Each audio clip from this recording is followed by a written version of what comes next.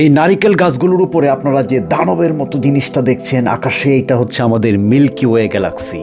এই milky way গ্যালাক্সিতে প্রায় 100 থেকে 400 বিলিয়ন নক্ষত্র আছে। অর্থাৎ এই গ্যালাক্সিটা এতটা বিশাল যে আপনি যদি এই গ্যালাক্সির এক মাথায় দাঁড়িয়ে লাইট ধরেন তাহলে সেকেন্ডে প্রায় 3 লক্ষ কিলোমিটার বেগে লাইটটা ছুটে গেলেও আরেক মাথায় পৌঁছাইতে প্রায় 1 লক্ষ বছর সময় লাগবে।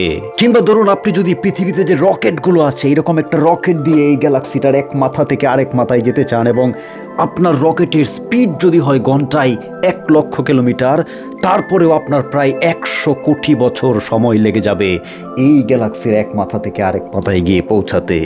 এবং আমাদের এই সূর্যটা এই পৃথিবী সহ এই গোটা গ্যালাক্সির চারপাশে চক্কর দেয় এবং একবার চক্কর দিতে প্রায় 225 মিলিয়ন বছর সময় লাগে আমাদের সূর্যটার। সবচেয়ে আশ্চর্যের বিষয় হলো বিজ্ঞানীরা ধারণা করছেন যে এই মিল্কি ওয়ে গ্যালাক্সির এত এত নক্ষত্রের ভিতরে আমাদের এই পৃথিবীর মতো বিলিয়ন বিলিয়ন গ্রহ থাকতে পারে আরো।